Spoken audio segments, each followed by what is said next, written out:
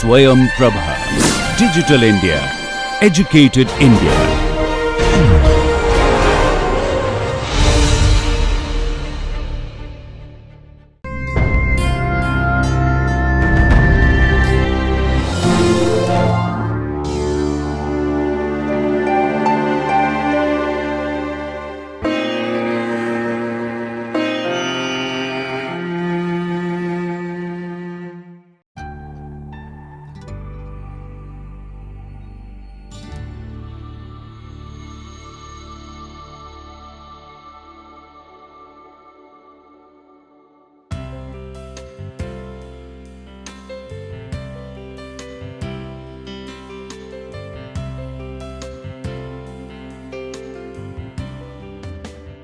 Hello everyone.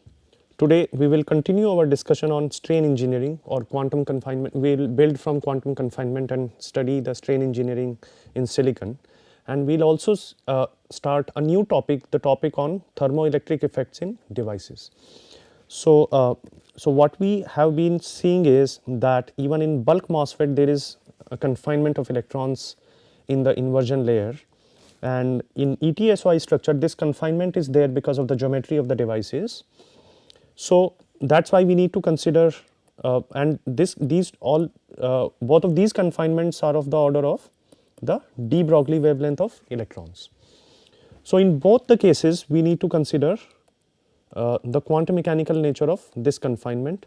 So if we take a 100 silicon wafer, by 100 silicon wafer we mean that the surface of the wafer is in this plane actually. So this is the plane at which this crystal has been sort of sliced, and for this the 2 of the 6 ellipsoids in iso energy surfaces, in constant energy surfaces, 2 of the 6 ellipsoids have the heavy longitudinal effective mass in y direction, and 4 of the 6 have light transverse effective mass.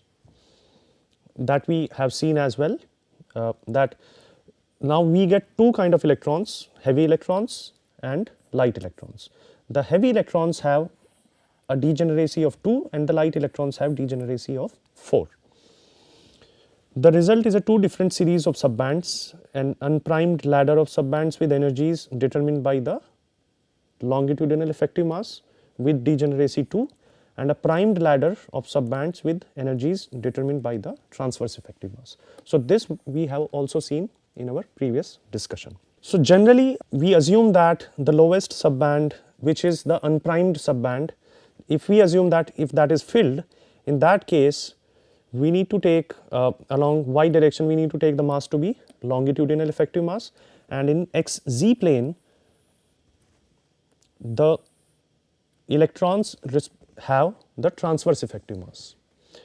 So in order to calculate the total energy of electrons we need to calculate the energy in xz plane and energy in y direction. So what it means is that this energy in y direction is discrete energy, and in order to calculate this energy we need the longitudinal effective mass, but the electronic mass in xz plane is the transverse effective mass. So this is a subtle point in this understanding this, and in calculating various energies or in calculating the total energy of electrons in silicon. Okay. So please keep this in mind, and if higher subbands are occupied, the different subband energies and the different effective masses in x and z directions must be taken into account properly. So like this lowest subband in which the longitudinal effective mass will be the effective mass in y direction, and the effective mass in x and z direction will be the transverse effective mass. Like this we need to consider the masses in all the subbands. Okay. So that is how we can account for the quantum confinement in MOSFETs, both in inversion layer and in ETSY structures as well. Okay. So almost all the MOSFET theory will be the same. Here instead of EC, so this is the bottom of the conduction band, instead of EC we need to consider EC plus epsilon 1 if we are considering just the first subband. Okay. So, all those calculations will be modified in this way. The number of channels in the MOSFET, the density of states, all these things will be modified in this way. So, since we have already done a discussion on the subbands, and here the only novel point is that now there are two kind of subbands with different degeneracies. One is the subband with heavy electrons having degeneracy 2, and subband with light electrons having degeneracy 4. So, with this background, let us go to the strain engineering in silicon.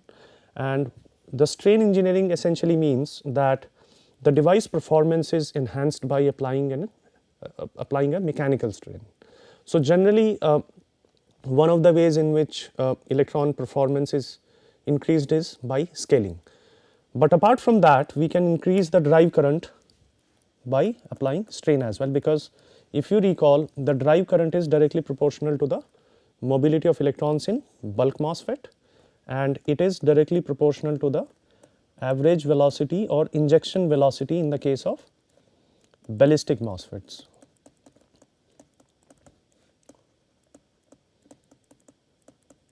Okay. So, if we can somehow enhance the mobility or the injection velocity, then we can improve the performance of the MOSFETs even by keeping the channel length same. So, this is a picture in which we apply a biaxial strain on silicon, and this is the constant energy surfaces in conduction band for the unstrained silicon, and these are the constant energy surfaces in the case of strained silicon. Please remember that the direction in which the stress is applied or the strain is applied is extremely important, and this is the case of biaxial strain. What it means is that if this is our MOSFET, let us say this is the source, this is the channel, this is the drain, let us say this is DG ETSY MOSFET, or let us not consider DG ETSY because things will be complicated in that case. This is just SG ETSY MOSFET, single gate is there. So, we have silicon and silicon might be, this silicon layer is generally very thin. So, what we do is that we put a small layer of silicon germanium. So, essentially this channel silicon material is grown on the substrate of silicon germanium layer, and there is a difference in lattice constants of silicon and silicon germanium. So, what it does is that at the interface or in a thin or up to a distance in silicon, the lattice constant of silicon is modified according to the lattice constant of silicon germanium. Generally, the lattice constant of silicon germanium is greater than that of silicon. So, what it does is that it essentially applies a tensile strain in x direction as well as in z direction, and that is why it is known as the biaxial strain. So, this kind of strain in which we have a silicon germanium substrate and on top of that we are growing the channel silicon, that essentially pulls the silicon lattice both in x direction and in z direction, and in that case this is how these constant energy surfaces of the silicon are modified. So, let us try to understand it in a more physical way.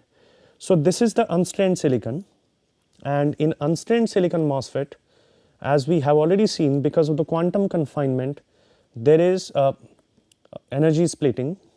So, now this is these delta 2 are the 2 heavy electron valleys and delta 4 are 4 light electron valleys. So, these delta 2 corresponds to, if we go back to the previous slide, delta 2 corresponds to the unprimed energy levels. So, 2 of the valleys, these are like 2 valleys in the EK diagram of the silicon. So, these two values correspond to the unprimed ladder or correspond to the longitudinal effective mass, and rest 4 values correspond to the transverse effective mass. So, because of the quantum confinement, there is a difference in energy between these two or this degeneracy is lifted, as we have also seen here. As we have seen that the energy of the 2 valleys is now less and the energies of the rest of the 4 valleys is more, and that is shown here in this way. If you remember, these are the various, this is the quantum well structure in the bulk silicon, and the electronic energy levels in these 2 valleys will be given by these are the unprimed energy levels, and in 4 valleys these are like the primed energy levels. And as you can see, there is a difference between the ground state energy of these 2 valleys, and this difference is there because of the quantum confinement in y direction. In bulk silicon generally it is not there, this difference is not there, but because of the confinement this degeneracy is lifted in at the interfaces, in the inversion layer of the MOSFET or in the ETSY MOSFETs. Now, because of the strain, what happens is that there is this energy difference between these 4 valleys and 2 valleys is further increased. So, now the energy of these 4 valleys is even more than the, or even larger than the energy of the 2 valleys. So, what it means is that because of the biaxial strain, if we go back to our previous diagram again, what it does is that these epsilon 1, epsilon 2, epsilon 3, these unprimed energies they go down and these primed energies go up. So, the degeneracy is further lifted in a way, or now the energy difference is even more between the 2 kind of electrons. Relatively, we cannot say for sure which energy goes down, which energy goes up. It is a relative difference between these 2 kind of valleys that is increased. So, in unstrained silicon,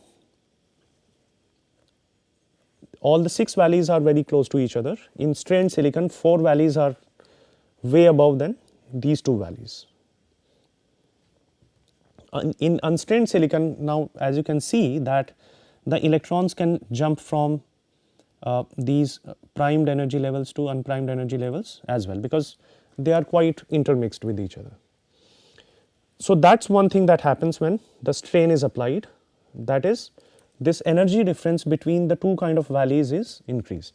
This term valley comes from the EK diagram, and these 6 lobes, these 6 ellipsoids in constant energy surfaces, these correspond to 6 valleys, and because of the quantum confinement 2 valleys have heavy electrons and 4 valleys have light electrons, and that is why the degeneracy was lifted. But now because of the stress as well, the degeneracy is further lifted. 4 valleys are even higher in energy levels, in energy values, as compared to the 2 valleys now. Okay. This is one thing that happens. Second is, so these are the ellipsoids after the strain is applied on silicon. These are the so in this figure particularly, the strain has been applied in x and y direction, and z is the direction of the confinement. In our previous analysis, we have taken the y direction to be the direction of confinement and x and z direction to be the direction in which the strain is applied. So, please, so what we can do is we can modify ky and this can be kx, kz. So, because of the biaxial strain, what now happens is even these ellipsoids are modified, as you can see, and in these 2 valleys in this direction of confinement along the y direction, if you closely have a look, the curvature in this direction was less, now the curvature is more. This is unstrained and this is strained. So, even in the two valleys, the mass since the curvature is now increased and mass is inversely proportional to the curvature. So, mass is reduced even in these two valleys. So, two things happen because of the strain. One is the effective mass of electrons in delta 2 valleys, in these two valleys is decreased because the curvature is increased. So, the effective mass is decreased. Second is the energy difference between the valleys is increased. These four valleys are now far apart, these two kind of valleys are now far apart. These four valleys and two valleys are now very far apart from each other. Two things happen. One is the effective masses are modified in all the valleys in fact, and second is even this delta E strain is introduced in this energy splitting. So, because of these two things, what happens is generally without strain in unstrained silicon, the electron occupancy of the two-fold and the four-fold valleys at room temperature is almost the same. So, even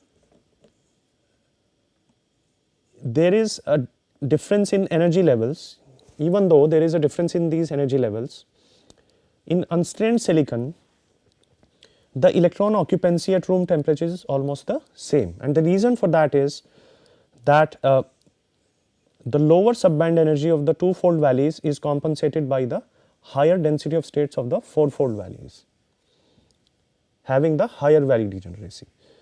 So, the electron occupancy in unstrained silicon in both kind of valleys is almost the same actually, and the reason for that is that the density of states is higher in higher energy levels. So, that is why, and moreover the valley degeneracy is more here.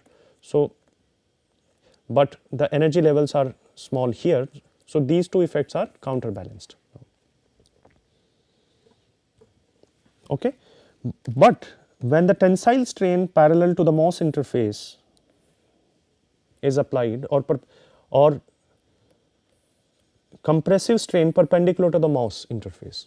So, if we apply the tensile strain in x and z direction or compressive strain in y direction, the conduction band edge in four-fold valleys become higher. So, this happens. As a result, the subband energy between the two valleys, between the two kind of valleys increases. This energy difference between the two valleys actually increase. So, that leads to increase in the mobility or injection velocity of electrons in the channel, and there are two reasons. One is the increase in the average mobility is due to the increase in the occupancy of electrons in the two-fold valleys with higher mobility. So, now as we just saw that the effective mass of the electrons is reduced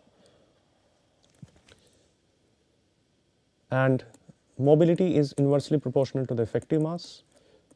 Moreover, the injection velocity is also proportional to the effective mass. So, if this is reduced, m star is reduced, the injection velocity in ballistic MOSFETs or the mobility in bulk MOSFETs will be increased. So, one thing is that.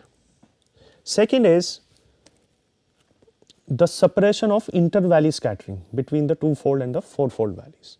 Now, since there is a big energy difference between the two-fold and the four-fold valleys, now the inter-valley scattering is reduced.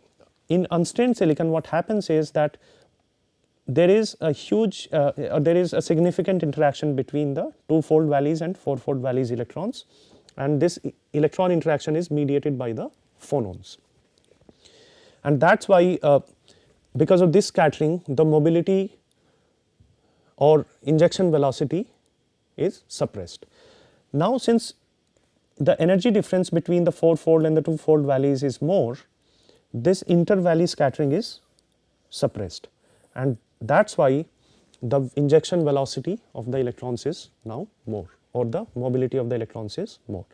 So, there are two reasons that a tensile strain in xz direction works. One is the electrons in the two-fold valleys now have higher mobility because of the reduced effective mass, and second is the separation of the inter-valley scattering between the two-fold and the four-fold valleys. And by doing this, we can achieve higher mobility and higher injection velocity in the MOSFET. But if we apply the other kind of strain, if we for example apply compressive strain in XZ direction, in that case reverse might also happen. So this strain engineering needs to be done very carefully. We first need to understand what kind of strain produces enhancement in mobility along the channel direction, along the direction of electron movement, and what kind of strain produce suppression of mobility. Okay, essentially two takeaways are there. One is because of the strain, effective masses are modified. Second is inter-valley scatterings are reduced, and because of these two things, the injection velocity and the mobilities are increased. So please keep these things in mind. These are subtle points, although I would recommend all of you to go back and read some good papers on strain engineering, then things will be more clear. So this is the way this strain technology is implemented. Generally, as I already pointed out to you, in order to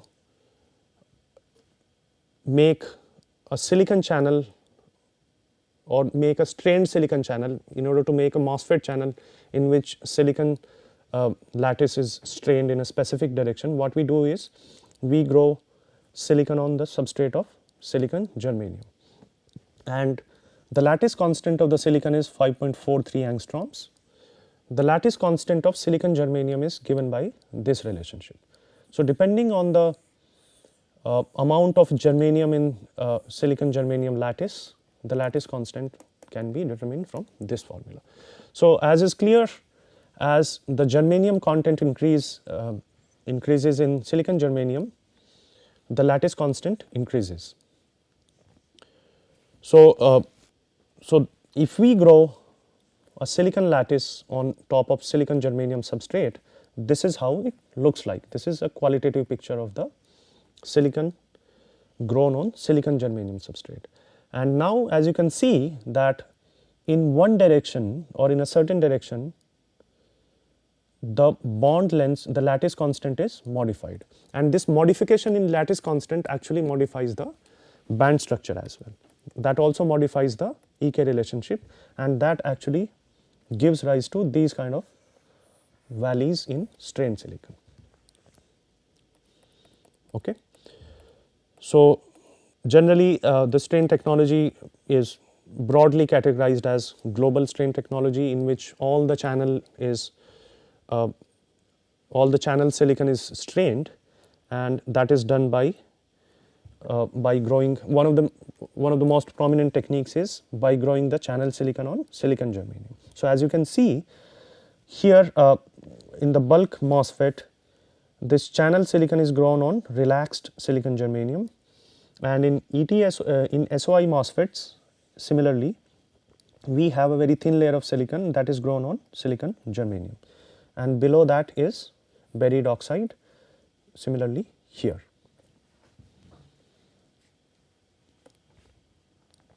Yeah, so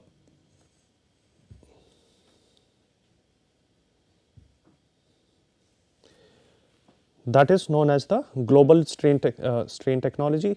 Local strain technology is that silicon germanium is epitaxially grown in the source and drain regions, so that it selectively or it locally modifies the lattice of the silicon in channel just close to the source and drain contacts. In this case, the entire channel, the silicon lattice constant in the entire channel will be modified. In this case, the silicon lattice will be modified only locally, and these are complex, actually physically these are complex things. In order to properly understand physics, we need to do first principle calculations or do experimental measurements on what happens when a particular kind of strain is applied.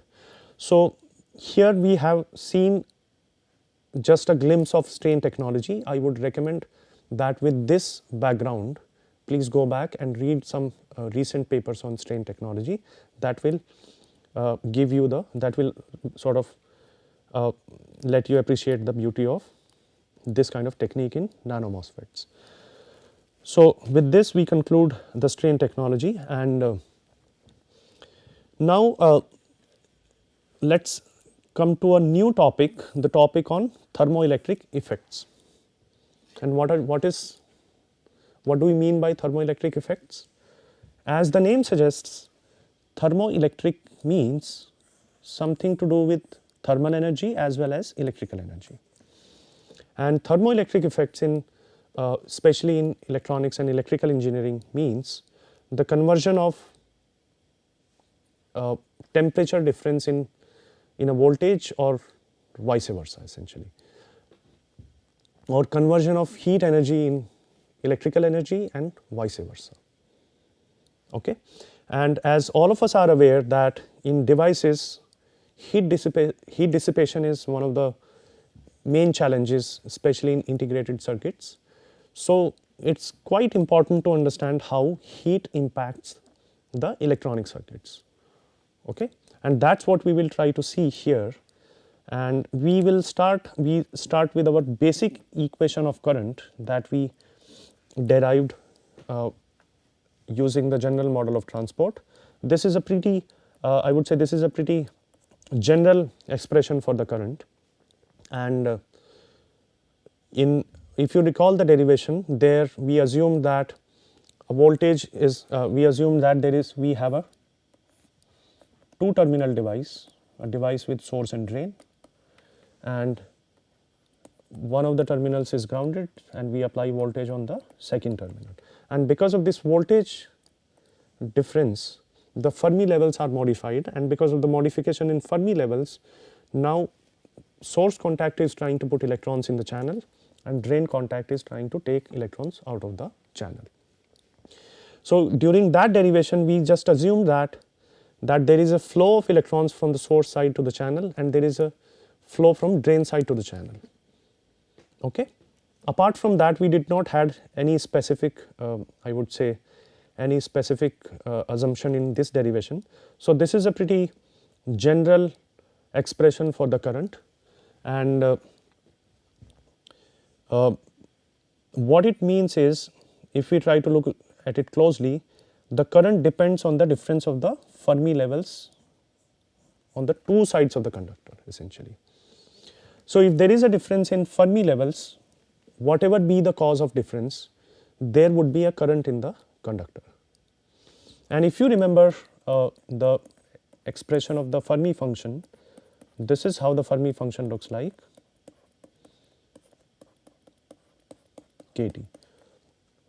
So, the Fermi function depends on the electronic energy, it depends on the Fermi level, it also depends on the temperature. And by applying a voltage, what we do is we modify the Fermi level on one side of the conductor, and that is how the Fermi level is, or the Fermi function is also modified on this side of the conductor. And that is why this term becomes non-zero and there is a non-zero current in the conductor. But if you have a close look on the Fermi function expression, the Fermi function also depends on the temperature. And if we have a conductor and if we put the conductor, let us say on left side it is at temperature T1, on the right side it is at temperature T2.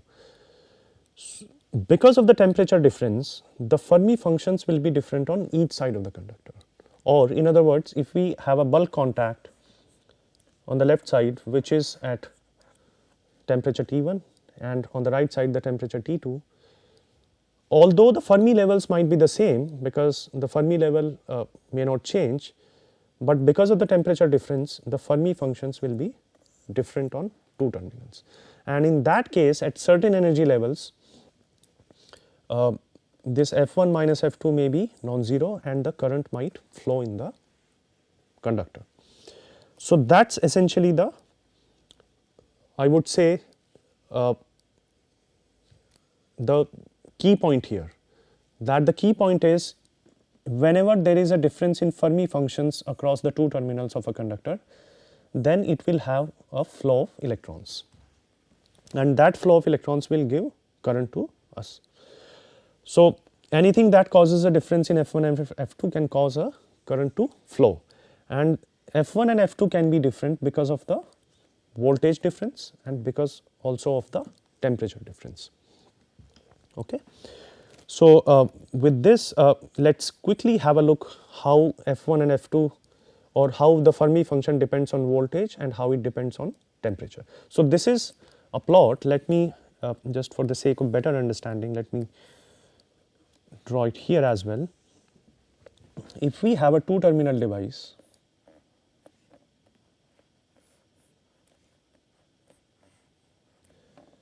and this is source, this is drain, the source Fermi function is F1, the drain Fermi function is F2. And if we apply a voltage on the drain side, ground the source side, the drain Fermi level will be, so if the Fermi level here is EF1, the Fermi level here is EF2, EF1 minus EF2 will be Q times V. So,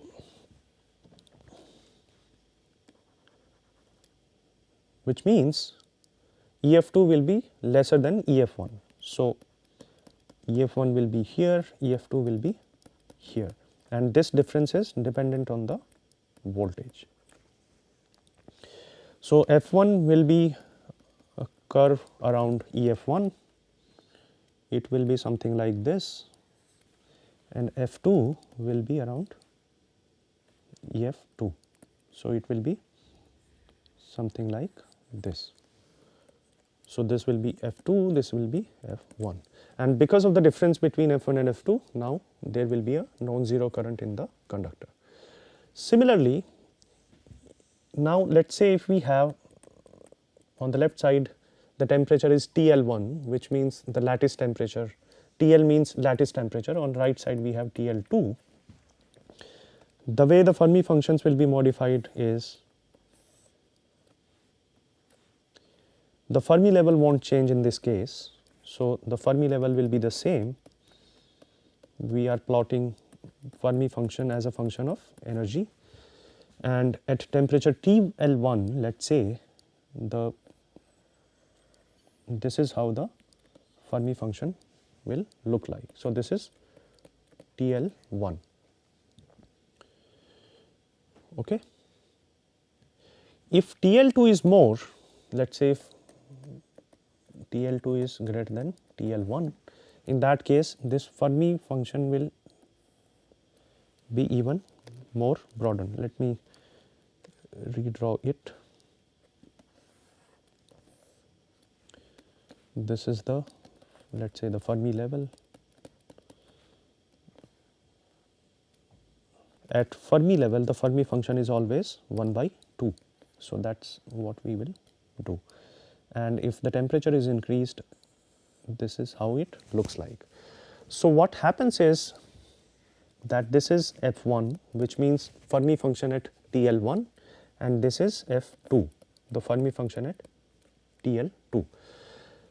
So, for energies greater than EF above Fermi level, F2 will be greater than F1, and below Fermi level F1 will be greater than F2. Also at Fermi level both of them will be same. Okay. Now, the temperature difference is creating a new kind of difference in the Fermi functions. Above Fermi level, the Fermi function of right contact is larger than the Fermi function of the left contact, and below Fermi level the Fermi function of the left contact is larger than the Fermi function of the right contact, if the right contact is put at higher temperature. So, if the channel material is N-type material in which the conduction happens above Fermi level, in the energy levels above Fermi level, in that case there will be a net flow of electrons because of the difference in the F1 and F2. if the channel is p type, in that case the conduction will happen in the energy levels below Fermi level, in the conduction band basically. So that will be because of this difference. In conduction band, this is in the valence band. So the electron current will be there because of a temperature gradient. In conduction band, it will be there because of F1 larger than F2, F2 larger than F1, and in valence band it will be, the current will be there because F1 is greater than F2. So if we have the channel material to be n type, in which the valence band is almost full, conduction band, only the conduction band conducts, in that case there will be a net current. Or if we have a p type, there will also be a net current. In intrinsic carrier, there won't be a net current because the flow of electrons and the flow of holes will neutralize each other. Okay. So because of the voltage difference delta V, so let's draw this conductor again. We have a source, we have a drain, we have a channel, and let's say this is on V1 voltage, this is on V2 voltage, this is on TL1 temperature, this is on TL2 temperature. So if V1 V2 is greater than V1, in that case F1 is greater than F2, and if you remember in near equilibrium transport, F1 minus F2 is equal to minus del F by del E times Q times delta V. This is the near equilibrium transport in which the voltage difference is small. Okay. And in near equilibrium transport, instead of F1 minus F2, we just put minus del F by del E times Q times V naught. And this minus del F by del E is known as the Fermi window function. Okay. Just to quickly review. And this also gives us the range of energy values which contributes in current conduction actually. So that's why it is, so the current conduction happens just in a certain window of energy values that is given by the Fermi window function. Now because of the temperature difference, now delta TL is TL2 minus TL1. So here we have TL2, we have TL1. F1 is greater than F2 below EF, F1 is greater than F2 below EF, and F1 is greater than F2, F2 is greater than F1 above EF. So as I just told you that depending on if the channel is n type, what happens is in n type channel, conduction happens because of the electrons in conduction band. So we will see it again when we come to this idea in the next class. So we will see again, but just to briefly tell you about it, the conduction, the sign of the current depends on whether the channel are n type or p type basically, which is clear from this difference as well. So this is a small, I would say a small homework for you.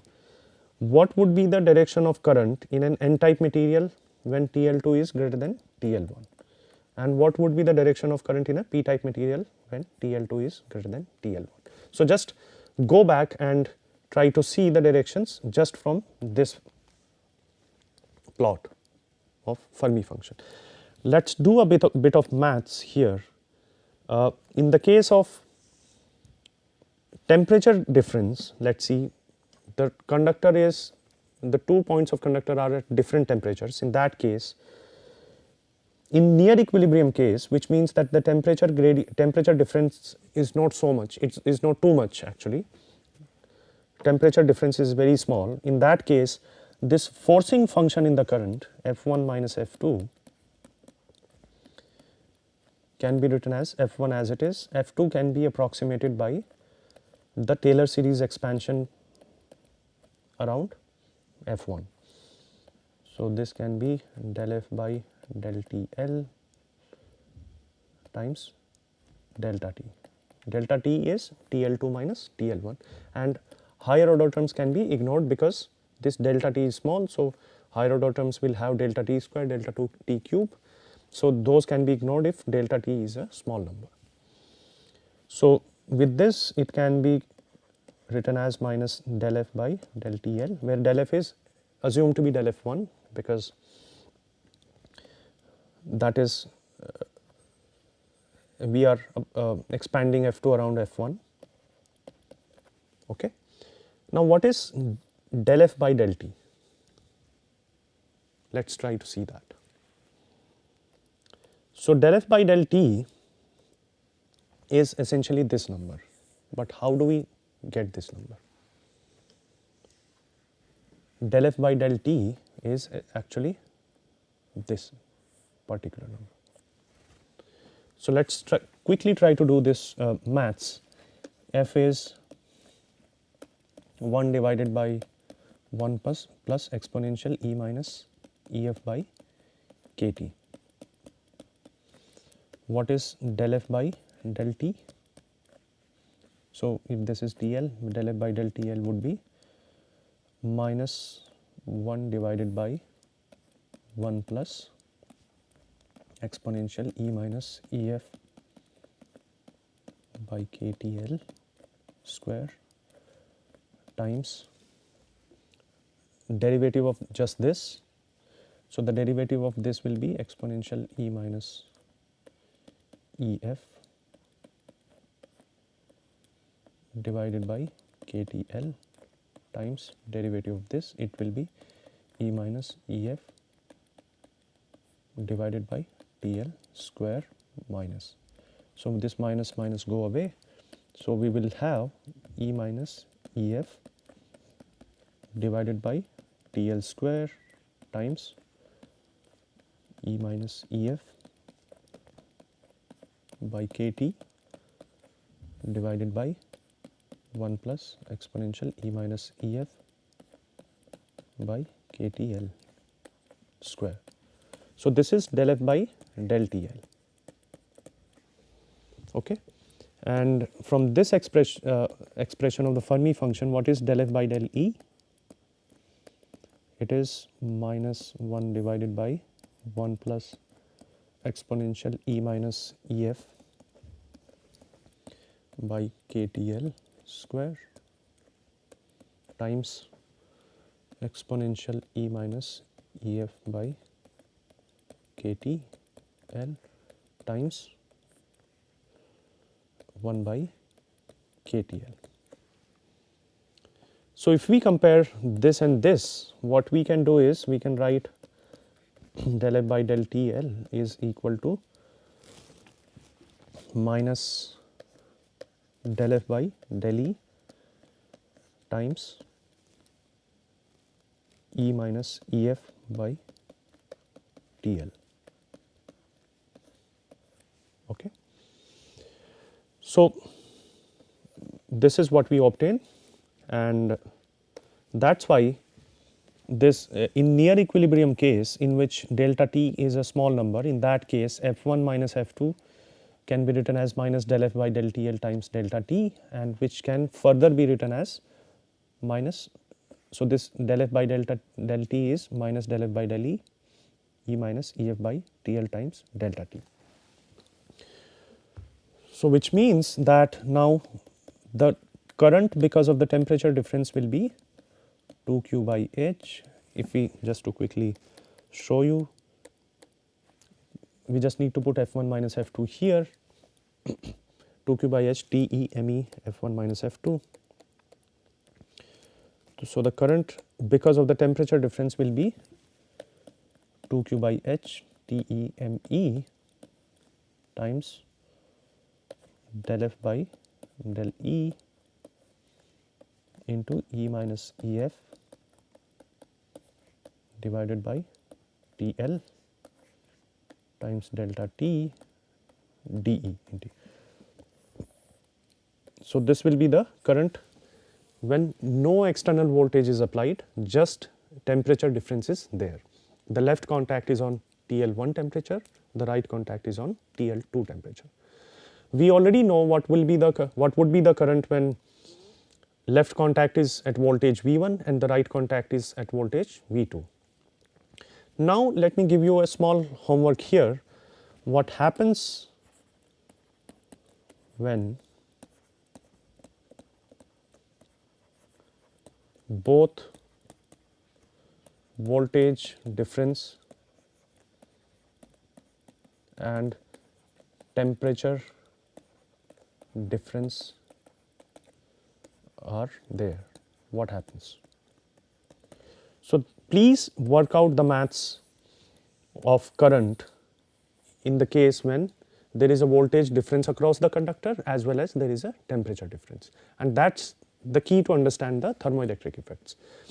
Just to summarize the thermoelectric effects are the conversion of thermal energy to electrical energy, which means if there is a difference in temperature across a conductor, there might be a current flow through the conductor, and that is known as the thermoelectric current, and vice versa. If there is a current through the conductor, there would be a temperature difference across the conductor. So that's what we are trying to understand, and in this case what will happen when both voltage difference and temperature difference are present. So please try this. We will see this in the next class. Thank you all. See you in the next class.